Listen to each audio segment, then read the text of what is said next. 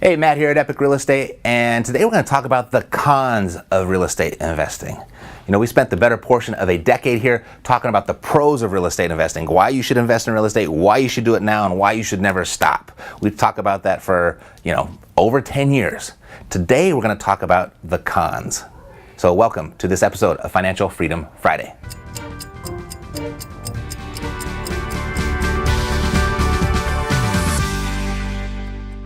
All right, so in my opinion, everybody should invest in real estate. We've been talking about that.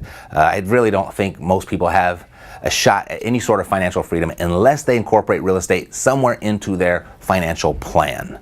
All right, so they absolutely should. But today we're going to talk about maybe three reasons I came up with of why you should not invest in real estate. So here's the cons of real estate.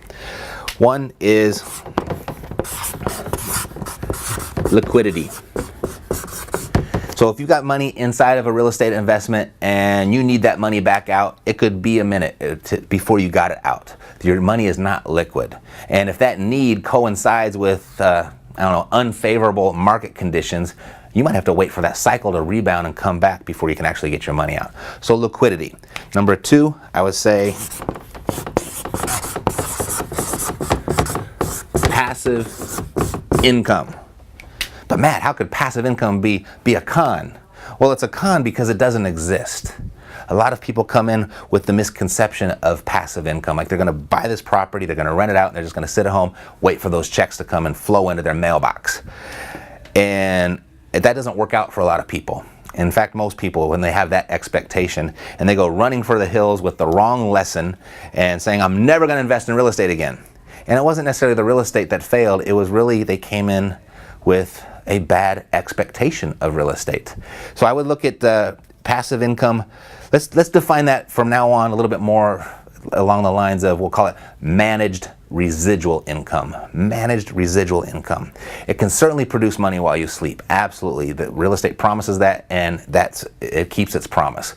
But it's not going to produce that without your involvement. So either you've got to manage the property or you have to manage someone to manage the property for you. All right, so passive income, big con, doesn't exist.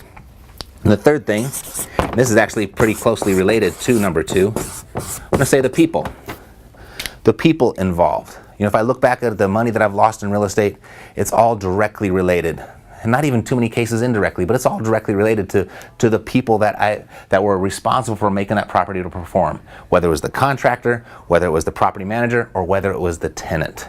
If you can manage the people, real estate is really difficult to lose. I mean, all you really need to do is know how to evaluate a property to determine its value, determine what the fair market value is, and then what your exit strategy is going to be, and all that can be done with, pick any book online and get a spreadsheet out, and that part is simple. But to get it to perform in the real world, it's right here, the people. So you got to do as much due diligence on the people that you work with as you do the real estate itself.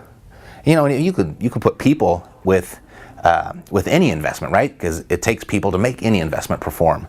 But the difference between here and what's significant about real estate investing is that these are people that you hire. These are people that you select. In many other investments, it's all that's done for you. The management of those people is all done for you. Here, it's up to you. So those are my three cons: the lack of liquidity, lack of passive income, or the non-existent passive income, and then the people. I mean, real estate, that's safe. It's the people. It's the people that make it risky. Alrighty? So those are my three cons of real estate investing. And do you think I forgot something?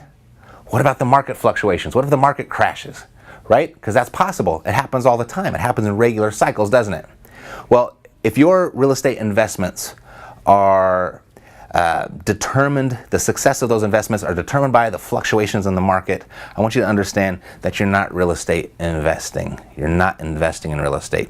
You are speculating in real estate. That's why that's not up here. All right? So buy, hold forever, and watch your wealth build and increase and grow. As long as you buy in a good enough equity position, not even good enough, just a discounted equity position, and the property cash flows, you're going to be just fine. All right, so I will see you next week on another episode of Financial Freedom Friday. Take care.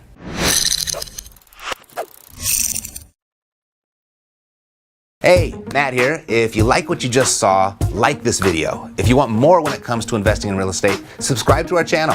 Look for new videos on Thursdays and Fridays. We give it all away here for free. We hold nothing back.